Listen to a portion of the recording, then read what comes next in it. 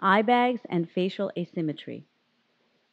I am in my early 30s and I have been struggling to conceal eye bags over the last year. Recently developed, and I'm assuming it's a part of aging and lack of sleep. Any suggestions on a treatment would be appreciated. So far, thiamine and other topicals haven't helped. Also, I have a quite noticeable asymmetry of my eyes. I've learned to get creative with makeup and eyeliner to downplay this flaw, but I would also be interested in learning about surgical and non-surgical options to improve the asymmetry. Thank you for your question. So you're in your 30s and you are challenged by trying to deal with the bags under your eyes and you're doing a lot of things to try to address it, including topicals, which I'm glad to hear that you've acknowledged that they don't work, and as well as the creative use of makeup. So you want to learn a little bit more about surgical and non-surgical options. So let's first define what it is that you are dealing with and why the topical creams didn't work. The bags under your eyes are referred to as lower eyelid fat prolapse. Now, lower eyelid fat prolapse means fat that's normally around your eyes pushes forward and creates a bulge, and that bulge becomes a bag. And so that is a term that we use in our field called herniated fat. And so the anatomy of this is such that it's like a hernia in other parts of the body where something bulges forward and it just won't go back anymore. So just for the sake of completion, we'll discuss both non-surgical and surgical approaches.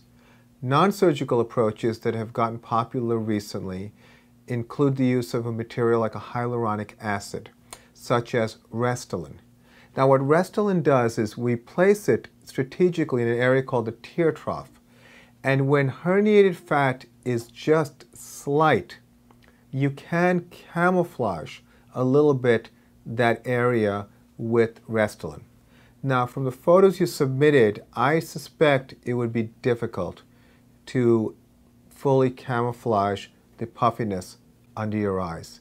Because once the puffiness is beyond a certain level, you really cannot camouflage with hyaluronic acid. Instead, what ends up happening is the bags become even larger when you use an injectable. Sometimes people try to even fill the cheeks to a point where it looks more contiguous with the bag, but it ends up not looking very natural and makes people look very strange.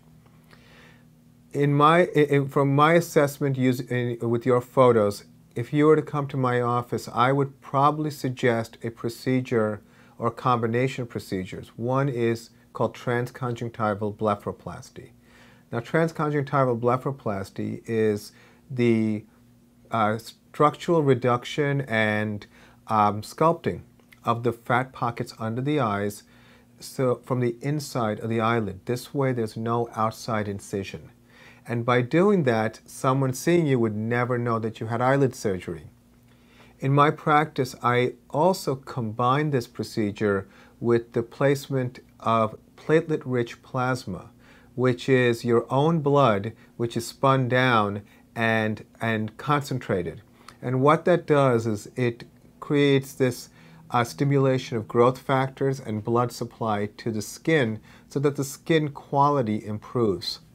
So it's routine for us to do this combination, and if you are a candidate for some type of laser or radiofrequency skin tightening, then we would also consider that as well.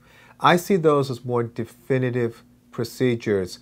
People spend a lot of money and time trying to hide bags with fillers only to deal with some of the things that they wanted to avoid in the first place. For example, a patient came in just today who said that they got an injection to reduce the appearance of their bags, and they got so bruised that it took a couple of weeks for that bruising to go away. Ironically, in our practice, the typical patient who we do lower eyelid blepharoplasty on tends to have very little bruising, and it tends to go away in less than a week. So what I think is more practical for many of the patients who come to see us is to have a definitive procedure and doing something that takes a little bit of time for healing, but then is of a more permanent or long-term benefit. Facial aging is also volume loss, and not just in the under eye area, but in the cheek as well. So sometimes we'll also still do volume enhancement with fillers such as Radiesse, for example, in the cheek area, as an ongoing maintenance. But as far as the definitive procedure for lower eyelid bags, some things still work much better than a lot of the creative alternatives to avoid surgery, and that is to do it under a transconjunctival blepharoplasty, under local anesthesia in our practice, which we do under light sedation. So it's quicker recovery, and usually people are more than happy about the results. So at least you now have a sense of what the non-surgical and the more surgical alternatives are.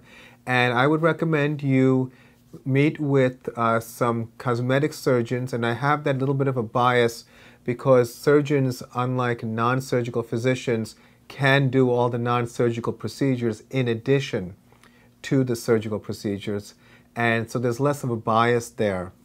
And contrary to what a lot of non-surgical physicians believe, surgeons are not knife happy. It's just a matter of solving problems based on the type of issue that needs to be resolved. So I think that I would lean in that direction based on the photos you submitted.